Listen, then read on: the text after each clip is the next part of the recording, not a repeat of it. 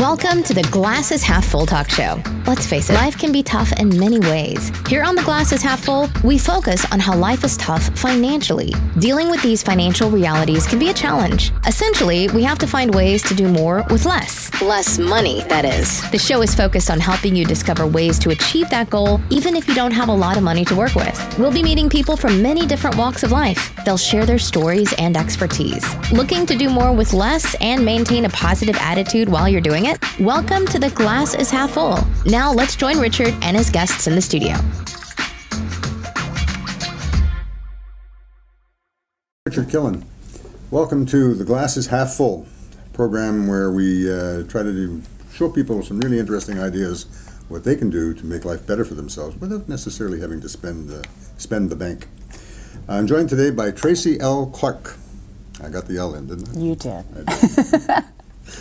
Tracy, I'm going to have to read this, Tracy. I'm sorry. I'm going to put my glasses on because at my age you need things like that. Tracy's a remarkable leader and pioneer in the field of body regeneration. She is the founder of TLC Community of Extraordinary Living and creator of the Body Regeneration Method. Did I get it all right? That's correct. Yep. Great. Tracy serves as a global, on a global level as a facilitator, soul specialist, teacher, international speaker, and humanitarian. Now, I'm going to introduce you properly here and beyond these things. The semantics. Let's talk about the real you. Tracy came into this world sick, riddled with physical ailments and disease. She was born with legs and hips detached, a hole in her chest, stomach valve closed shut, and an extremely damaged nervous system. And that I can truly believe must have caused you excruciating pain. At the tender age of 5, on top of all this, Tracy was kidnapped. I think we're going to want to hear about that one. This terrifying event acted as a catalyst that began opening Tracy to her gifts in a unique way. It took several years for her to be able to understand what was happening to her. And now she teaches people to unleash the power within themselves. She teaches that whispers of the body, quote unquote, are telling you so that you can fall in love with your life. Not many people fall in love with their life, so no. I certainly want to hear about that one as well, Tracy. Tracy holds many transformational events both here in the Toronto area and online. So Tracy, welcome to the Glass is Half Full. I'm so happy to be here. Now, much of what you do revolves around teaching people how to interact with their body, basically, right? This is the body. Their intuition, yeah. And it's changing basically their beliefs, their approach to all of this. Now, before we get into that, though, I think we have to really ask you to tell us your story. Yeah, you know, you said it really well with the introduction there. I have to say, it was trauma after trauma. And before I was kidnapped, it was interesting because my sister, my mother, and I, at midnight, were also kicked out of our home as our father moved in his girlfriend, and we were on a bus and ended up in a women's shelter the next day. So we had a lot of pain, suffering, trauma, and that was life. I thought that was normal. A lot of, you can imagine there was a lot of fear around with my mother with poverty and welfare and living in a, we lived in This is when you were in preschool? Yeah, it was 3. When we lived in a very small apartment. We had a mattress on the floor, and my mom would pretend we were camping because it was that bad. So it was trauma after trauma after trauma. So I know when I say to people to live a really good life, my whole life, I walked around like a Pez doll, my whole body shook like this. People thought I was having seizures. I had many, many experts tell me, you're not going to change your body. You're not going to be able to shift it. You're going to live in pain. I lived on a mask to breathe because my asthma was so bad. I had croup and bronchitis all the time, constantly coughing stuff up.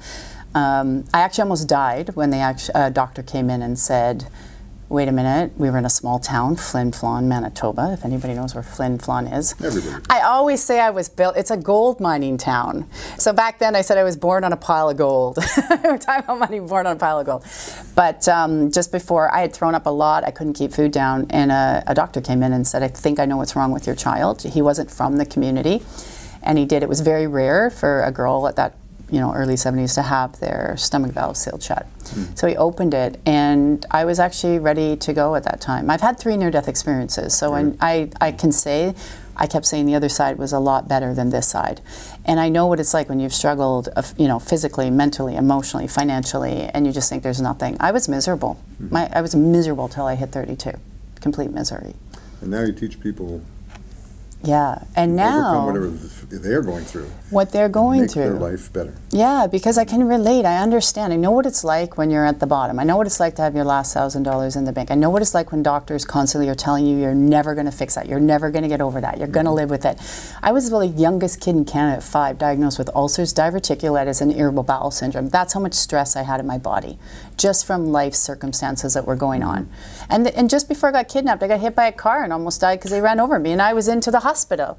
And I was like, yeah, I remember these. So I'm like, there was thing after thing after thing. And people look now and they're like, how can you have this beautiful life? I had to get up and I had to make some changes, get out of my victim mode, get out of my stress. Explain the kidnap. I can't leave that subject. Yeah, a lot of people say, what happened?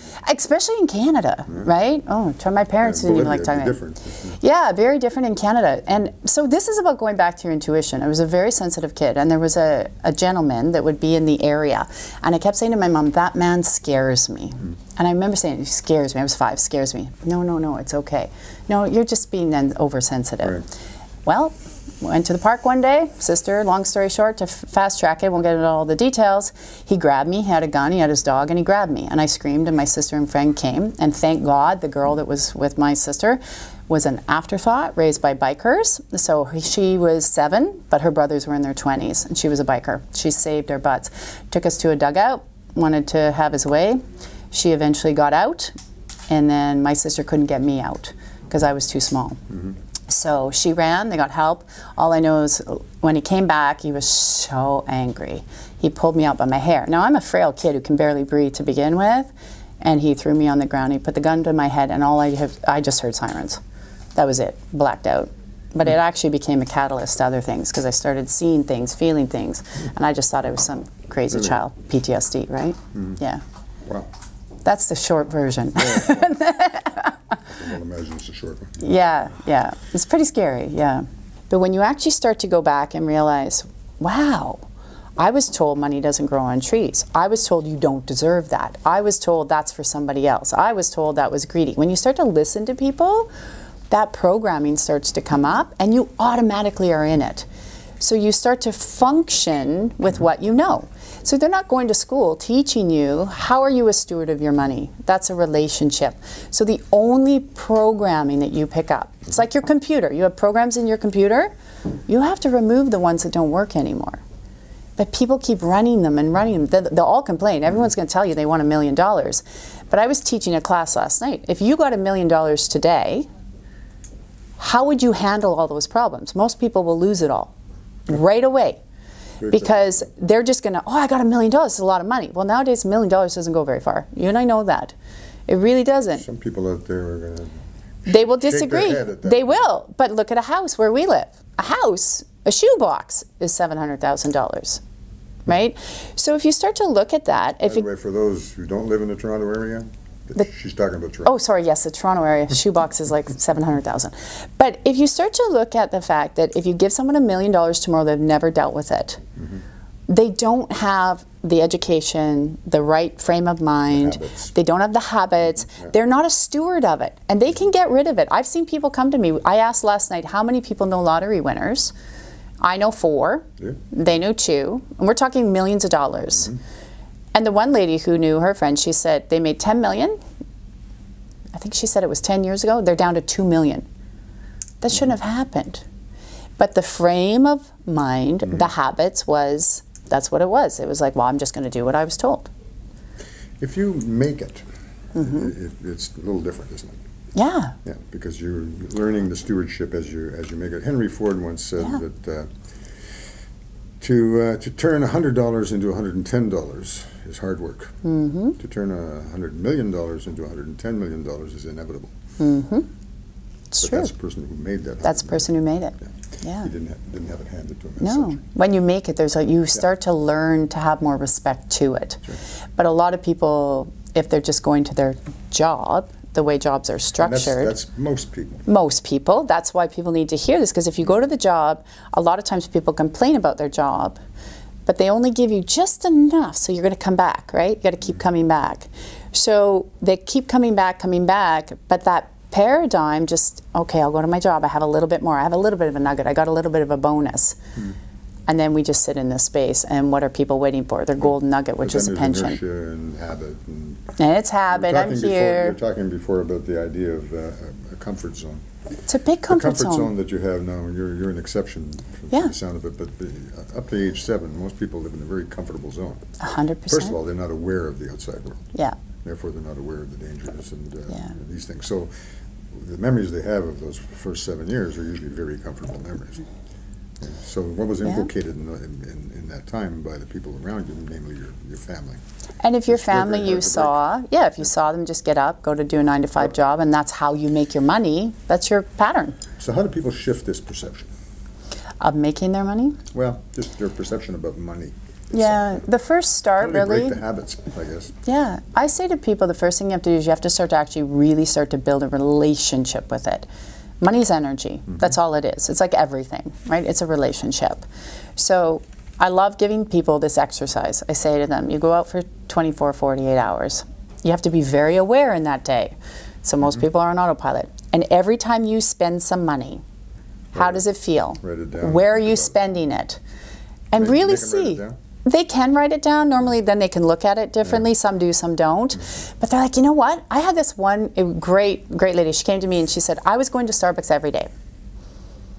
But when I was spending the money, she said, I realized I actually didn't even like the coffee. I was going out of habit because my friends would go. So she says, when I actually had that realization, well, do the math. Okay, if you're spending $5, $6 a day on coffee, that adds up in a year, right? That's money you can put on a credit card or somewhere else. She said, I actually looked at it and she said, $2,500 or something? Yeah, she said, Tracy, I looked at it and I went, I don't even like going there. This is just a bad habit I've created.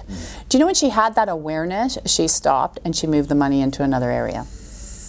Now, I asked you about people shifting their perception of money. Yeah. And you explained that to me, Tracy, but I'm interested, and I think most people would be interested in how does this conversion happen and how long does it take? To shift the paradigm. You know, it's really interesting. Awareness is 90%, and then changing the habits the other 10%. Some people literally, I've seen this, we always say, those are those miracles. Some people literally shift the very next day. That's how quick. Like I've had a lady walk in. Is it commitment? It is commitment. I always say commitment, dedication. Like you have to have that through. I wouldn't be where I am today if I didn't step up every day and say, what do I need to shift? What do I need to look at differently? What's a different choice I need to make? People, you got to forgive yourself too for all the past choices you made with your money. You have to. And people say, really? I said, so many people are still beating themselves up. I did a bad investment. You did it 10 years ago. Okay, it's over. Get rid of it. Or you had to go through bankruptcy. Okay, fine. You now learn from that. Don't say any bad things about bankruptcy. No. But I'm saying that people beat themselves up that they go through it. I say to people, forgive yourself that you went there, but now look at why you went there. Bankruptcy's a bad word. Well, not if you're certain people in the world. Very, very few. Certain people, they're okay with it. Practically, just as a mild aside here on what I do, okay, of all the people who have come in to see me over the past almost 30 years now, and that adds up to 16,000, 17,000 people. Okay? I don't remember one of them who didn't say something along the lines of, I don't want to go bankrupt. Yeah. Horrible thing. But I interrupted you. Carry on. No, but it's true. But then people hold these emotions, or it's a stigma, right? Talk to someone who's gone, and I've had many clients who've gone through it. They show up and they're like, I'm going through this. And I'm like, okay, one, we're going to get rid of the guilt around it, the fear. We got to look at why you got there and shift those habits and those thought processes so you don't go through it again. Work with the people you're working with, and it's okay. You're starting again. It's part of your journey. But they hold so much emotion. How long do they hold that? Or how difficult it is to get them to unhold it? You know what? I can say that everyone I've worked with, probably within about 6 months, they don't have that anymore. And I can tell you, everyone that we've shifted this, they now own their own homes. They have really good jobs. They are like, and they're clean. And they don't even look at it. They said that was the best thing I ever did. Because I said, what happens with people energetically that they don't get? And this is why I tell some people, go declare bankruptcy. And they're like, what? That's a sin. The energy of all of that debt literally weighs on you physically. It makes you sick. And I say to them, you will feel so free, your mind will become uncluttered, and now you're free to make a new choice. Some of them have started successful businesses. Some of them, I know one lady, she's like, all I want to do is go into sales, and she was so scared. She was being an assistant. Her, husband, they had their situation with their marriage, whatever. I said, okay, declare it. And she goes, oh my gosh, Tracy, the weight is lifted. Well, now she's in sales. She's making $250,000 a year. She's got her kids. She's like sky high, single woman having a great time. You know the number of cards we get from people thanking us for that very thing? Exactly, because the energy naturally lifts off. And then if you look at it, you're like, I'm not going to do that again. What can I create now? And they get excited. It can be weeks as long as you have that right adjustment to see that it doesn't have to carry the guilt, the shame, and the fear is what locks everyone up in every area of their life, especially money, because money in some families don't talk about it, or it's a taboo. That creates problems. You left out one word there, pardon me for, I think we're being joined here. Yeah, we have some friends. Shame is what accompanies all of this. One of the things we tell them, I've been telling people for years that way, and I guess we're on the same wavelength, is the idea that making mistakes is part of life. We all make mistakes, and probably, I'm going to put some money on this, each of us makes at least one mistake a day. Easy. At least, right? Easy. And the whole point of it is that making mistakes simply qualifies you for membership in the human race. Yeah. And all of these things all depend on what you're going to do about these so-called mistakes and letdowns and all that. And you seem to have the answer. But that's how you grow. I learned. You should come over and talk to the people that come in and see me. Yeah. Except for one thing. You'd be telling them to go bankrupt, and I'm not allowed to tell people to do that. Well, then they can come to my Soul Sundays, where it's just this place where we have fun. Go see just Soul Sundays. It's just show up, have fun. But that's what it is, and they don't have to have shame. No, they don't. And the reality is, if we don't fall down, it's human nature to have that. It is because of society, though, and you don't want to feel like you've done something outside of somebody else's paradigm, or what are people going to think? Who cares what people think? Well, it's your life. You have to decide. I've been called crazy and weird my whole life. I didn't know what that was. Because imagine a little kid, and literally too, I was born without eye teeth and permanent teeth, and like I looked like a little kid that walked like this. I was called everything under the sun. So when you have that come through, I was weird, you're crazy, what's wrong with you? Only to realize that, oh, I'll be weird all day long, because if weird means that I can fall down, have a great community of people that want to lift you up and support you and get you going, I'll be weird all day long. And look what happened to you. Yeah, look what happened, exactly, from being weird, so be weird. It's a good thing. So the stress and the illness and all that accompanies these negative thoughts and negative perception of your situation can all be dispelled through application, basically. It can be. How important is commitment to it? Commitment is huge. It's a way of living. It's a way of being. Like people say to me, do you do this every day? I said, yeah, I look at different things that come up every day. And you have to. Like a lot of people don't know that your body is always telling you what's going on. So by the time we have an illness, you have missed it on the emotional level, the mental level, the psychological level. So a lot of people carry a lot of pain in their lower back because it's actually related to their money stress. Yeah. And people don't realize that. But you need to every day say, I'm going to get up. What can I do different today? So if somebody wants to make a change, here's a call to action kind of thing. Okay, if somebody wants to make a change, Tracy, what do they do? But, Where do they start? Call you. Other than call me. Just call you. Come to Soul Sundays. I'll tell you what that is in a minute. No, yeah, if you're really, I'm going to tell you what happened to me. And this was my epiphany. And if people can really hear anything today, I joke and I call it my come to Jesus moment, because literally it was a doctor saying, you're going to die. There's nothing more we can do for you. Manage it. We'll see what happens. Basically, that was the last. Good luck. Yeah, figure it out. We've done everything we can. People wait till this. This is their moment where they decide, I got to do something different. Right. They're told, I got a very bad illness or something's going to happen. My money is now run out. Or I have huge debts. The relationship ends. Then they decide, I'm going to make a change. That is not the best time to make a change. When you make it at that point, you're digging out of the hole like I was, and you're literally crawling out. Yeah. You're very deep when you're, I was deep. I knew like all this stuff that had happened. So I say to people, if you can be in the space right now to say, okay, take a look at your life. Say, what parts do you really love about your life? I get out of bed, I love getting out of bed. And I get out of bed because I'm like, I've been to the other side. I'm like, oh, I'm out of bed today. This is awesome, happy, fun. Never used to be like that. I say to people, look at your life right now and say, what part stresses you out the most? And ask yourself, not what part. This is the key. Truthfully, what part is the biggest stress right now? Truthfully. You got to say that word. I know it's truthful. This is why. I'm going to tell you. So when people start saying, people don't talk like that, right? No, if I came to you and said, truthfully, how do you feel about that? Versus, how do you feel about that? You're going to think twice. I have a lot of business people I teach this to, and they say, truthfully, can you get that assignment done? Can you get that report done on time? And they tell me, 100%, my CEOs come back to me and say, my staff's telling me the truth. They're like, I can't meet that deadline.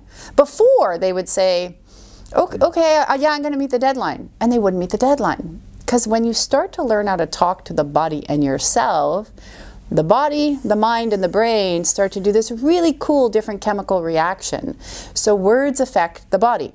So if people get up and they're stressed about their money, and every day they're saying to themselves, I'm so stressed about my money, I can't make any more money, I'm so broke all the time, I'm so poor all the time, your body goes, okay, we're broke, we're stressed, we're poor, oh, we know how to function, we're good. And they start to pull that in. So then you have more friends that start talking about, I'm broke, I'm stressed. If that's your talk, that's the first thing. So you say, truthfully, what is it right now that I need to change? And I would say to people, you want a quick tool, and I teach this all the time, people say it changes so much. They say, I actually caught my words. I went out today and said, oh, I'm so tired, I'm so stressed, I'm so broke. And the body said, your body's brilliant. Like, your heart is the very first organ to be formed. And everyone says it's a miracle. And then the baby comes out and it's like, yeah, okay, see you later. I teach this that when people learn this, I say it's like a baby learning to walk. You have kids? I have kids, right? They're in their 20s. Because I'm only 25, yeah. Anyway, so they have this space. Everything happened to you young. Really young, really young. So I say to people, when a baby learns to walk, this is how you start to look at change in your life. When a baby learns to walk, and you're a baby first, so your son first learns to walk and he falls down. What do you say to your child? Get up. Yeah, keep going, right? Wow, the first step, you're like, yeah, keep going. Everyone's cheering. And the baby turns and the baby runs. It's the same thing. As adults, we want to shift our thought process. We want to say, truthfully, what do I need to change? What isn't working? I fell down, you're the baby. Oh, you fell down. What's wrong with you? You start telling yourself, I made that mistake. I'm really stupid. Oh, I shouldn't have done that. No, you need to be the baby. You need to be around people and yourself going, you know, I fell down, but I'm going to keep going. Because the only way I got to where I am today, was there a lot of tears? Absolutely. Was there frustration? Absolutely. Was I pissed off sometimes at myself and wanting to blame everybody else for why I was there and blame the man that kidnapped me and blame my dad for kicking us out? I could have sat there, which a lot of people do. And they say, well, I can't make any more money. I'm only educated this far. That's a bunch of garbage. You're letting the circumstances and events of your life dictate where you are. Not just dictate. It kind of forms a real, an unbreakable picture. It does. Of your self-image.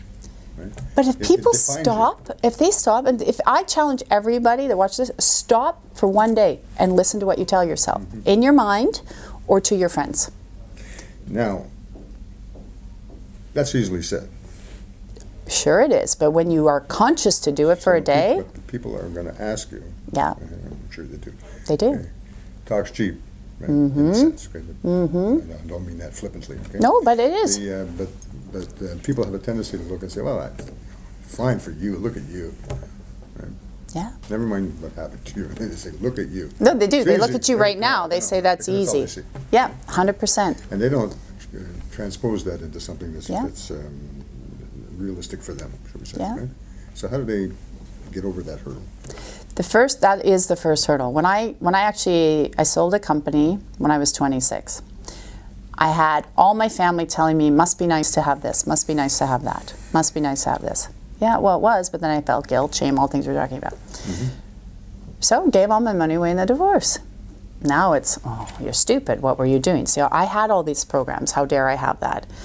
When I actually had that last $1,000 in the bank, and it's Christmas time, so we all know that's the worst time to have only $1,000 in the bank, with my 2 little kids, who I'm now fully financially responsible for. I had to sit there and I'd say, okay, what am I afraid of? What's the worst thing that can happen here? Because we also, which people don't know, and when I started to dissect that out myself, because I didn't have anyone to ask, I had to figure it out. I'm like, what is truthfully, that's what I was asking myself. What needs to change? And I had all these aha moments that came in around what people were telling me. And I was like, so what's the worst thing that's going to happen right now? You have to ask yourself, what's the worst thing? Because that's the fear. So for me, my worst thing was, am I going to be out on the street? Am I going to be in poverty? And people don't realize this, energetically, naturally, everybody has a ceiling of what they'll make and how low they'll go. And when you get really low, that's when people start to move, right? But if they start to actually look and say, it sounds so simple and so crazy, and yes, you can say talk is cheap, but I promise, if they start saying truthfully, what is it I need to change? What is it I'm afraid of? What is it I need to look at differently? That's step 1. Step 2 is you have to then do the action on it. So I fire clients all the time. And then I piss people off all the time because I'm like, you're not being truthful because you just want to sit here and complain about it. What are you going to do about it? So it's like when someone goes through... You're doing that because you can't work with them, really, right? I can't, because they don't want to change. But the ones that do want to change, that's where you hear these incredible testimonials of transformation. So the people who went through bankruptcy, I said, are you truthfully ready to get over the fears about what bankruptcy is? Yeah, it was just a mistake. You get to reset everything. Can we get in the fun of resetting? We start to play with it.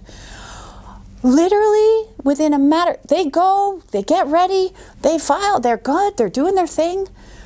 They change within months because they're like, I'm not, and they get afraid. And that little monkey, what are you doing? What are you doing? And I said, I was teaching a class last night on money, and I said, when that fear comes up, and there's a very powerful, the monks have been using it forever. I would say, you rub or you tip your heart. Because we're all in our brain. We're all trying to figure it out. You're trying to figure out what that solution is. You're not looking for creative solutions. You're like, I gotta figure it out. Well, I don't have to figure everything out. What if I come to you? You can help me figure it out. But I say when you get... People put that pressure on themselves, right? They do, because they're not stopping and they're panicking, they're in fear, rather than take a step back, connect in and say, who can help me with this? The best word I always say to people, not only truthfully, I say, ask yourself, what's a creative solution that I haven't thought of here? And be very grateful. Be so grateful to everything around you. And people throw that out there and I can't stand it. Oh, gratitude's an attitude. I said, no. You can say all day long gratitude's an attitude. If you don't feel grateful, that's not going to do anything for you.